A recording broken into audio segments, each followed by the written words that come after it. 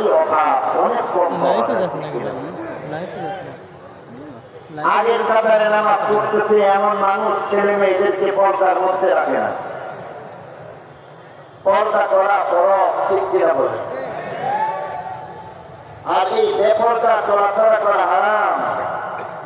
সামনের সারিতে নামাজরত অবস্থায় থাকেন, মেয়েদেরকে রাস্তার মধ্যে ছেড়ে দেওয়া হচ্ছে। মিথ্যা কথা বলার প্রবণতা দেখা যাচ্ছে। গীবত বেশি বেশি হচ্ছে। নামাজ রোজা হজ যাকাতের সাথে সাথে, দান খায়রাতের সাথে সাথে গুনাহ থেকে বাঁচা বর্তমান সময়ের জন্য অন্যতম একটা চ্যালেঞ্জ। তেলাওয়াতকৃত আয়াতের মধ্যে এই কারণেই হয়তো আল্লাহ রাব্বুল আলামিন আমাকে আপনাকে সতর্ক করেছেন। তেলাওয়াতকৃত আয়াতের মধ্যে আল্লাহ রাব্বুল আলামিন আমার জন্য, আপনার জন্য একটা গুরুত্বপূর্ণ বিষয় জানায় দিয়েছেন। আর সেই বিষয়টা হচ্ছে মানুষের বদ আমলের কারণে জমিনের মধ্যে, পৃথিবীর মধ্যে অশান্তি, অরাজকতা, বিশৃঙ্খলা সৃষ্টি হয়ে যায়। কোরআনে পাকের সেই কথাগুলির দিকে যদি আমরা লক্ষ্য করি তাহলে দেখব যে আসলেই জলে স্থলে বিপর্যয় দেখা দেয়। আর এই সকল বিপর্যয়ে ভিন্ন ভিন্ন ব্যাখ্যা যদিও বা আমরা করে থাকি, মূল বিষয় হচ্ছে হাদিসের আলোকে যদি দেখি তাহলে দেখব সেখানে বদ আমলের কুফলের কারণে দুনিয়ার মধ্যে আমাকে আপনাকে শাস্তি আর সাজা ভোগ করতে হবে। এর মাধ্যমে যদি মাফ পাওয়া যায় তাহলে ভালো, না হলে চূড়ান্ত সাজা জাহান্নামের শাস্তি। অপরদিক থেকে নেক আমলের ফল ভালো হয়ে যায়। জমিনের মধ্যে যখন নেক আমল চলতে থাকে তাহলে সেই সময়ের মধ্যে দেখা যায় জমি শান্তি ধান হয়ে যায়। মানুষে মানুষে হানাহানি, মারামারি, কাটাকাটি, বিদ্বেষ চলে যায়। নেক আমল যখন চলতে থাকে এমন নেককারের কথা আল্লাহ হাজার হাজার মখলুক মাথা পেতে মেনে নিতেন। 18,000 প্রকারের মখলুক সকলেই যেমন নেককারের কথা শুনেন, মাটি, জমি এগুলিও কথা শুনেন, গাছগাছালি কথা শুনেন, পাহাড় পর্বত, হিংস্র জীবজন্তু তারা সকলেই কথা শুনেন। উদাহরণ হিসেবে বলা যায় হযরত ওমর ইবনে খাত্তাব রাদিয়াল্লাহু তাআলা আনহু মদিনা শরীফের মধ্যে হঠাৎ লক্ষ্য করলেন ভূমিকম্প চলতেছে, সকলেই পেরেশান। হযরত ওমর রাদিয়াল্লাহু তাআলা আনহু নরম না গরম? হযরত ওমর সাথে সাথে খুব গরম হয়ে গেলেন। আর উনি অনেকটা রাগান্বিত হয়ে ঘর থেকে বের হলেন আর মাটির সাথে কথা বলতে শুরু করলেন।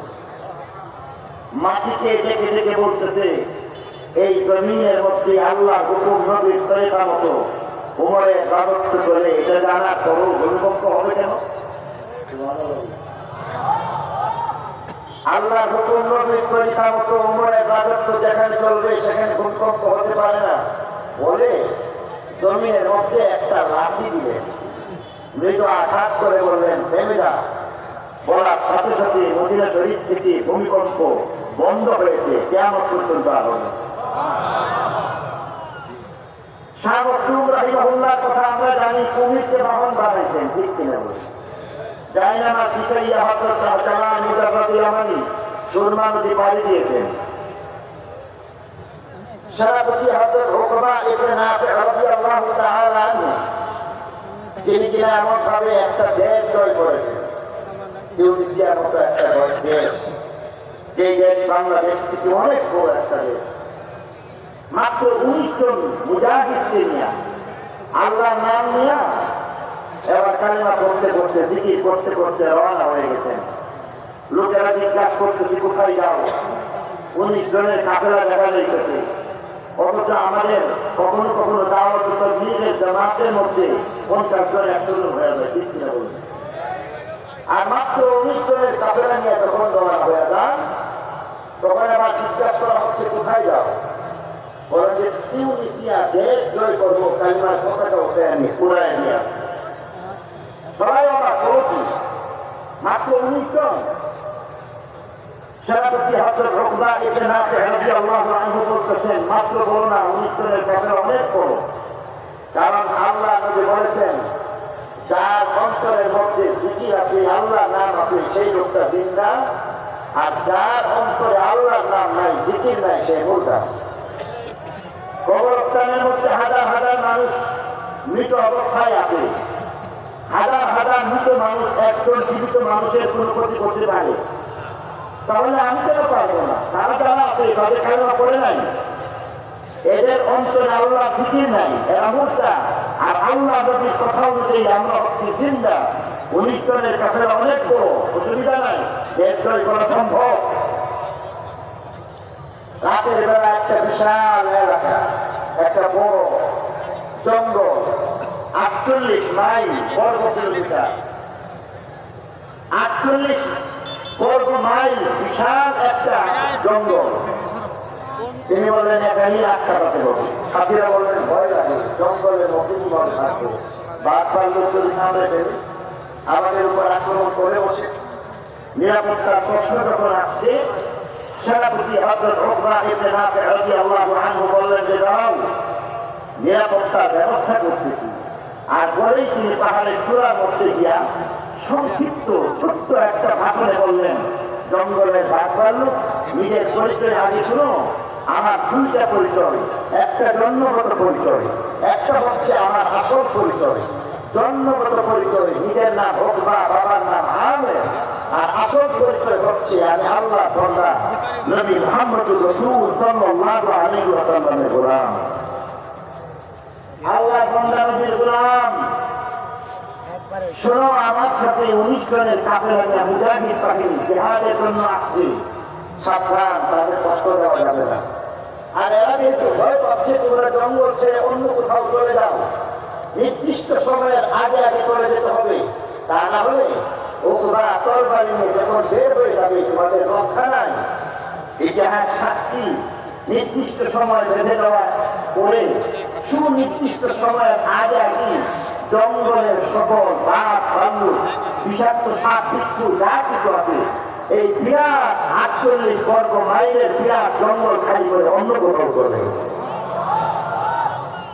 বর্তমানে এটা একটা শহর হয়ে গেছে।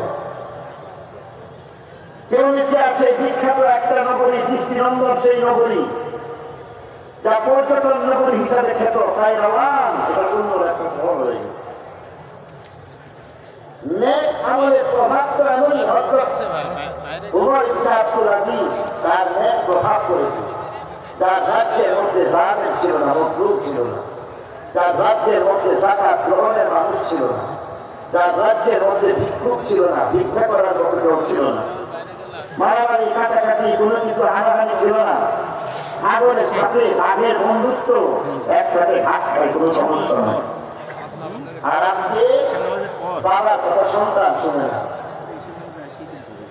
একটাই কারণ, নেক আমলের সুফল জগৎবাসী ভোগ করে কিছু না কিছু দুনিয়ার মধ্যে চূড়ান্ত বদলা জান্নাত, অনেকভাবে বদ আমলের কুফল দুনিয়ার মধ্যে কিছু না কিছু পায়, আর চূড়ান্ত সাজা আল্লাহ মাফ না করলে জাহান্নাম। এটাই আল্লাহ বলে, ظهر الفساد في البر والبحر بما كسبت أيدي الناس ليذيقهم بعض الذي عملوا لعلهم يرجعون। যার মর্ম দ্বারাই পৃথিবী অশান্ত হয়ে যায় মানুষের পথ আমলের কারণে।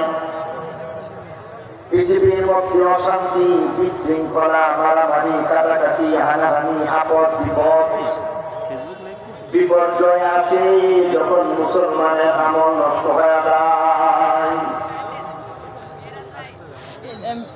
মুসলমানের আমল যখন নষ্ট হয়ে যায় তখন বিপদ। আয়াতে কারিমার ব্যাখ্যার মধ্যে হাদিস এসেছে অনেকগুলি। কোন কোন হাদিসের মধ্যে 15টা কবিরা গুনাহের কথা বলে জানায় দেওয়া হয়েছে বিপদ কেমনে আসে। কোথাও বলা হয়েছে 6টা কবিরা গুনাহ, যেখানের মধ্যে বলা হয়েছে এই সকল কবিরা গুনাহের ফল ভালো না। কোথাও 5টা, কোথাও 3টা, এমন ভাবে কোথাও না কোথাও কোনো না কোনো গুনাহের কুফল আল্লাহর পক্ষ থেকে আমাদের নবী হাদিসের মাধ্যমে জানায় দেয়া গেছে। আল্লাহ নবী 1500 বছর আগে যেই সব কথা বলে গেছেন প্রত্যেকটা কথা সত্য। কোরআনের আয়াতের মধ্যে আল্লাহ বলছেন আমল নষ্ট হয়ে গেলে বিপদ। ইবনে মাজাহ শরীফ থেকে একটা রিওয়ায়াত